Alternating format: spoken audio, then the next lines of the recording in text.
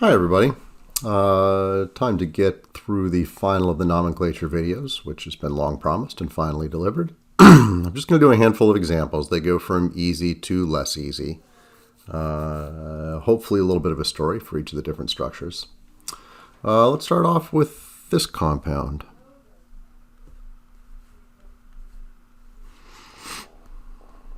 This compound is mescaline. Mescaline is produced by a family of cactuses, the most famous of which is peyote. It is a hallucinogen that has thousands of years of traditional North American usage. Properties stem because it's similar to dopamine and noradrenaline, so it affects the noradrenaline system. That's the target of a number of hallucinogenic drugs, actually. Naming it is fairly straightforward. Let's start with step one, the functional group. The functional group, the amine wins. The methoxy groups are A, technically not functional groups, and B would be far lower in priority. So this would be amine. Parent hydrocarbon.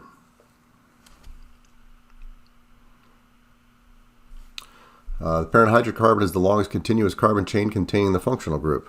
In this case, that's actually very short because remember there is a break between rings and chains. So in this case, the parent hydrocarbon is simply ethane.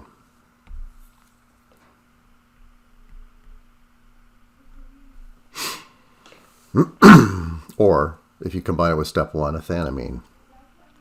Step three is a little bit more interesting.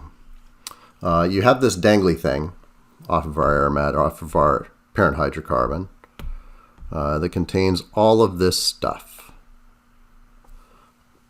It is on the 2 position of my parent hydrocarbon, I should say. It is decorated with 3 methoxy groups, which would be 2, 3, 4, 5. Trimethoxy, phenyl. Now, there are no stereocenters in this. There's no E or Z, so we are not in need of step 4. And we are down to being able to tie this together to be our name, which is 2, 3, 4, 5, trimethoxy,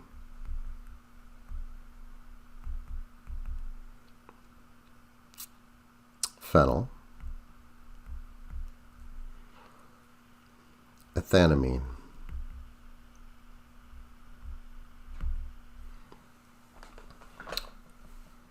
Number 1, done.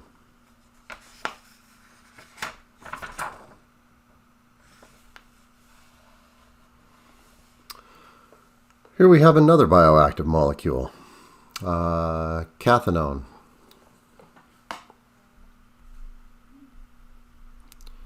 This is the active ingredient from cat leaves, K-H-A-T. Cat leaves are chewed as a stimulant, particularly in the Arabian Peninsula and East Africa.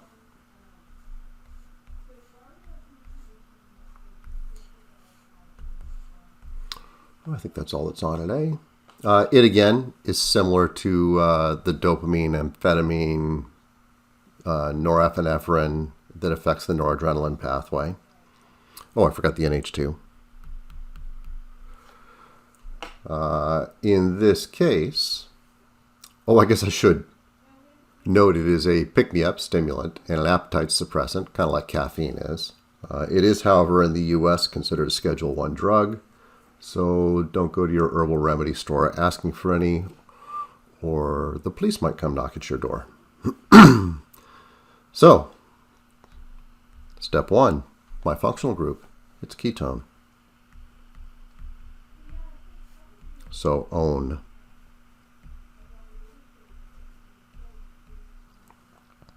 Step 2, 1, 2, 3 carbons.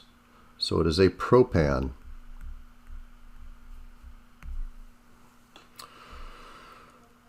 Step 3, what's hanging off my propan? Well, we got the amine group, and we've got this benzene group.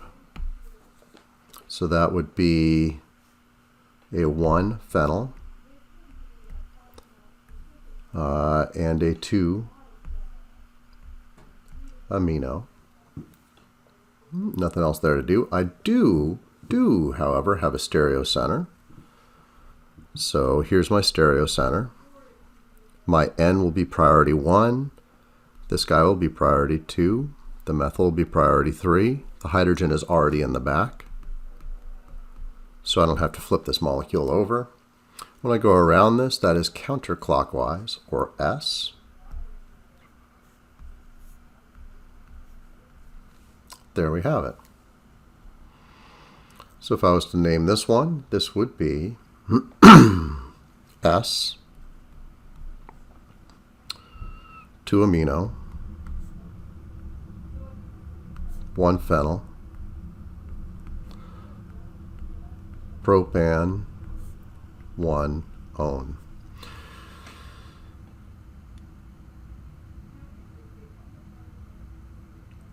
Now, the one's a little redundant, but whatever, we'll leave it there. It's complicated enough that it's worth leaving it in.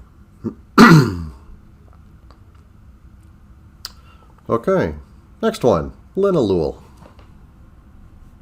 This is a monoterpene.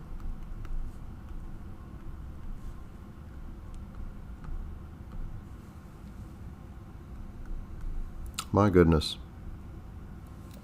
Let's switch to the other pen again. Sometimes it's one that works better, sometimes it's the other.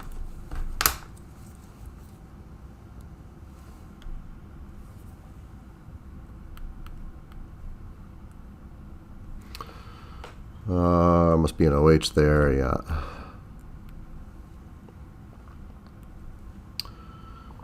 I do have 2 pi bonds in this molecule, but both of them have one end that is symmetrical, so E and Z are not going to happen here. However, all other 3 steps certainly will. This is the primary smell of lavender, so obviously it smells lavendery. Somewhat interestingly, the other enantiomer to this is the smell of coriander, which you may note is quite different from lavender. The odor threshold is 800 parts per trillion, showing how incredibly sensitive our noses are.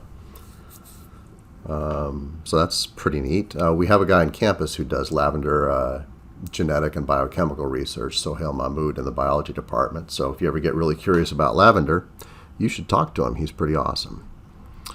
Step 1, it's an alcohol. Step 2, the longest continuous carbon chain containing the functional group. 1, 2, 3, 4, 5, 6, 7, 8.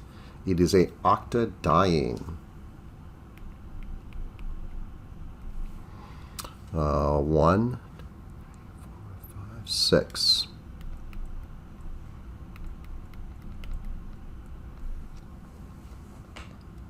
Making this, if you tied that in with the alcohol, which you do have to indicate the position on, it would be octa-1,6-diene 3-ol. Now, talk about the stuff that's hanging off. The only thing that's left, once you remove, oh shoot, there, that's better. Once you remove the parent hydrocarbon,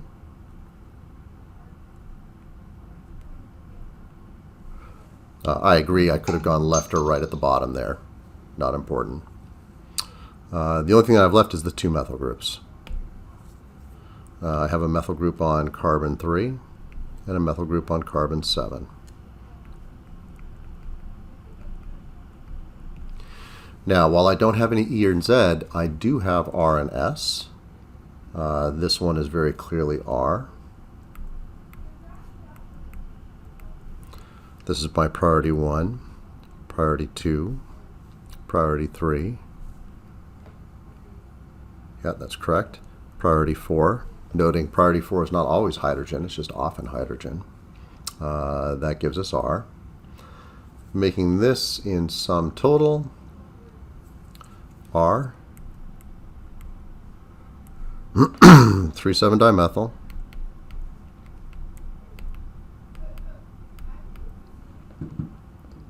octa 1,6 diene, oops, 3 all. La-di-da. And let's do a final one, capsaicin. Capsaicin is the active ingredient in hot peppers. And people talk about Schofield units. It is effectively directly correlatable to capsaicin content.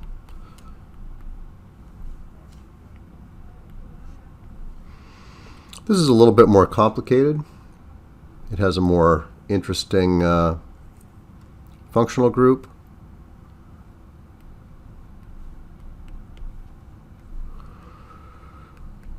It has quite a few carbons on it, but you'll see as we walk through it, 1 peak, 2 peak, that if you just keep following the four steps to nomenclature happiness, you get right there. Now, step 1.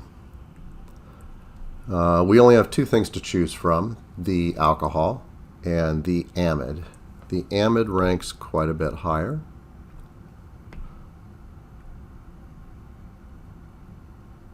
So that is my amide. Just like with esters, we are going to name the stuff that dangles off the nitrogen as a substituent, and the stuff that contains the carbonyl is our parent hydrocarbon. So my parent hydrocarbon is going to be this guy.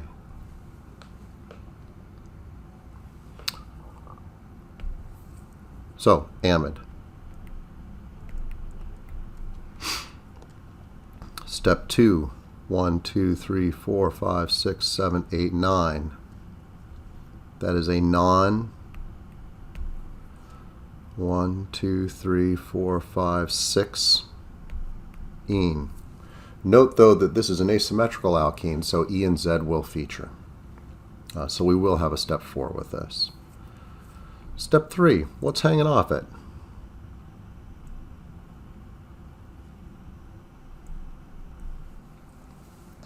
Now that's somewhat more interesting.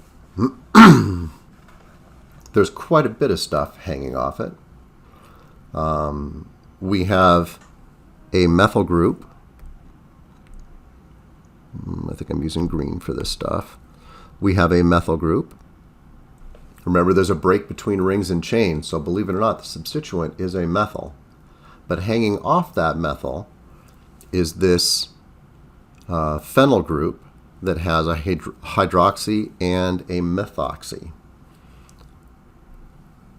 So the substituent on the N, which we prefix with N to indicate that's where it is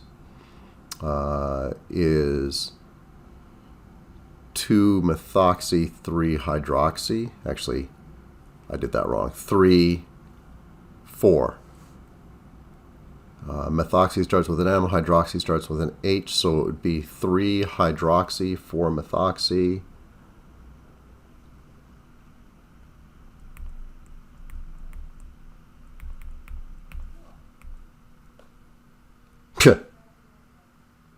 Did I really just say that backwards? I sure did.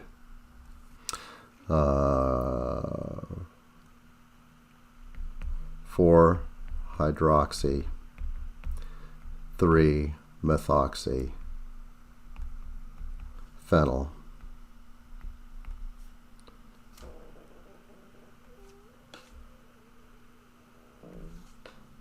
Methyl.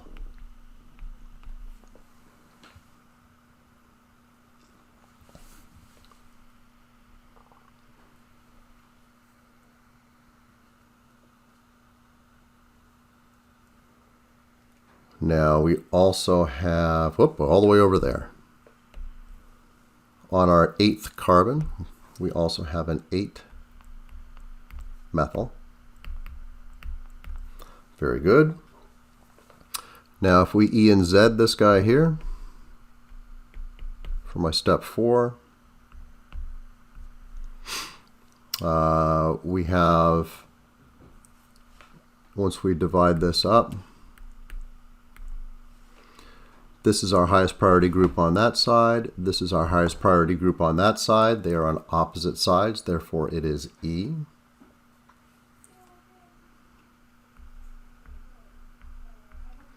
And I think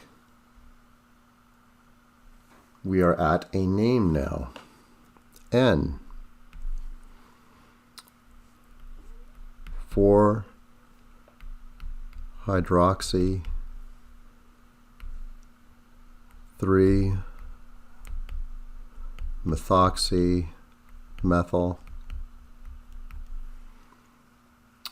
8-methyl